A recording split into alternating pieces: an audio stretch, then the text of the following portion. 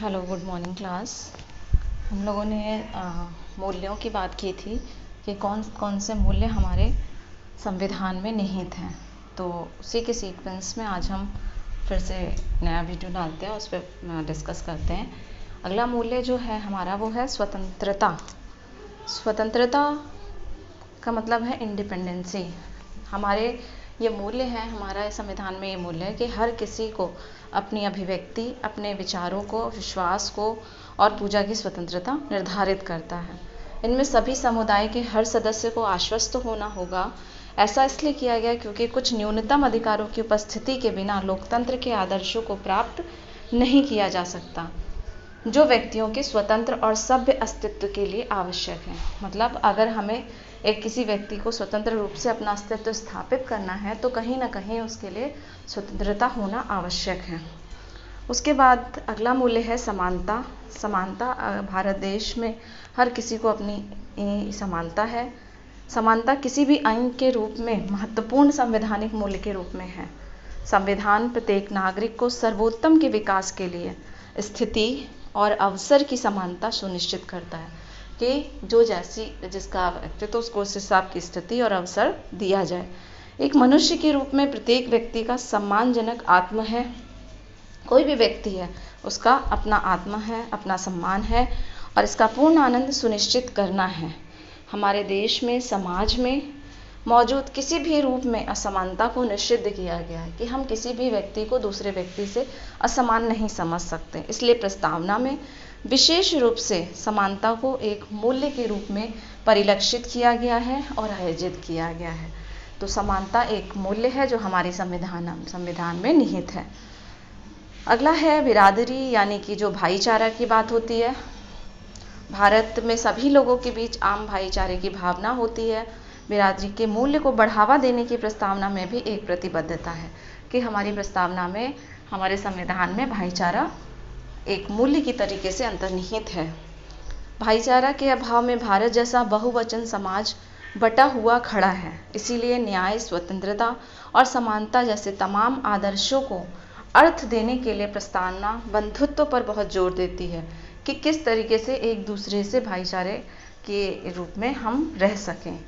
समुदाय के विभिन्न संप्रदायों के बीच छुआछूत को समाप्त करने के लिए बिरादरी को साकार किया गया है। भारत की एकता के रास्ते में खड़े सभी सांप्रदायिक और स्थानीय भेदभावपूर्ण भावनाओं को समाप्त करके भी साकार किया जा सकता है। यानी कि जो आपसी भेदभाव है, छुआछूत की रणनीति है, इन सब चीज़ों को ख़त्म करने के लिए भाईचारे का मूल्य संविधान में निहित किया गया है। उसके बाद अगला मूल्य है व्यक्ति की गरिमा, यानी कि उसकी अपनी कुछ आत्मसम्मान है जिसकी बात करते हैं। व्यक्ति की गरिमा का एहसास करने के लिए बिरादरी को बढ़ावा देना आवश्यक है। हर एक व्यक्ति की अपना आत्मसम्मान होता है और उस आत्मसम्मान को कायम रखने के लिए या बनाए रखने के लिए भाईचारे की भावना निहित होनी चाहिए। हर उस व्यक्ति की गरिमा को सुरक्षित करना जरूरी है जिसके बिना लोकतंत्र काम नहीं कर सकता।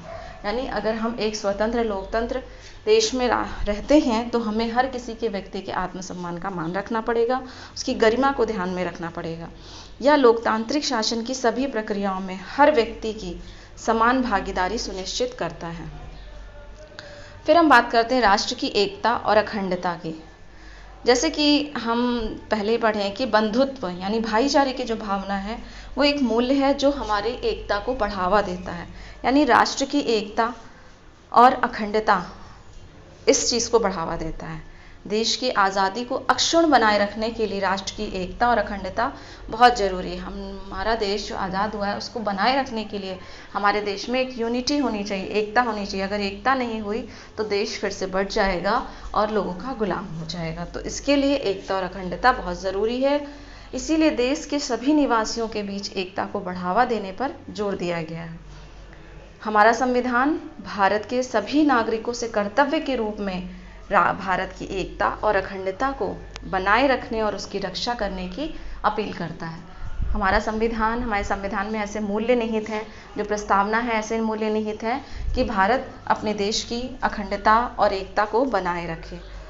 अगला जो मूल्य है वो है अंतर्राष्ट्रीय शांति और अंतर्राष्ट्रीय व्यवस्था। अंतर्राष्ट्रीय शांति व्यवस्था का मूल्य हालांकि प्रस्तावना में तो शामिल नहीं है, लेकिन संविधान के अन्य प्रावधानों में परिलक्षित होता है। भारतीय संविधान राज्य को अंतर्राष्ट्रीय शांति और सुरक्षा को बढ़ावा देने का निर्देश देता है, राष्ट्रों के बीच बस और सम्मानजनक संबंध बनाए रखने के लिए देता है, अंतर्राष्ट्रीय कानून और संधि दायित्वों के प्रति सम्मान को बढ़ावा देता है, अंतर्राष्ट्रीय मध्यस्थता और विवादों को निपटारे को प्रोत्साहित करता है। इस तरीके से इन मूल्यों को बनाए रखना और उसका पालन करना भारत के हित में है। शांति और सिर्फ अंतर्राष्ट्रीय व्यवस्था निश्चित रूप से भारत के विकास में योगदान देगी। फिर हम मौलिक कर्तव्यों की बात करते हैं। ये तो हमारे जो मूल्य संविधान में निहित थे, प्रस्तावना में निहित थे, उनकी बात की। अब कुछ ऐसे मौलिक कर्तव्य हैं जो संविधान में निहित हैं, जिनको मूल्य के तौर पे हमने परिलक्षित किया है। हमारा संविधान नागरिकों के द्वारा किए जाने वाले कुछ कर्तव्यों को निर्धारित करता है। ये सच है कि ये कर्तव्य मौलिक अधिकारों की तरह न्यायालय में लागू करने योग्य नहीं, लेकिन इन कर्तव्यों का पालन करना अवश्य चाहिए। मौलिक कर्तव्यों का अभी भी अधिक महत्व है, क्योंकि ये देशभक्ति, राष्ट्रवाद, मानवतावाद, पर्यावरणवाद, सामंजस्यपूर्ण जीवन, लैंगिक समानता, वैज्ञानिक सोच, जांच और व्यक्तिगत और सामूहिक उत्कृष्टता जैसे कुछ बुनियादी मूल्यों को दर्शाते हैं। तो ये हमारे मौलिक कर्तव्य हैं जिनका भी हमें पालन करना चाहिए। और एक तरीके से देखा जाए तो ये ऐसे मूल्य हैं जिनको हम अपने जीवन में अपना करके एक व्यक्ति के व्यक्तित्व को बनाए रख सकते हैं। इस तरीके से हमने कुछ मूल्यों की बात की है। तो आगे हम मूल्यों का इम्पोर्टेंस पढ़ेंगे और अपने नेक्स्ट वीडियो में डिस्कस करेंगे। Okay, thank you class.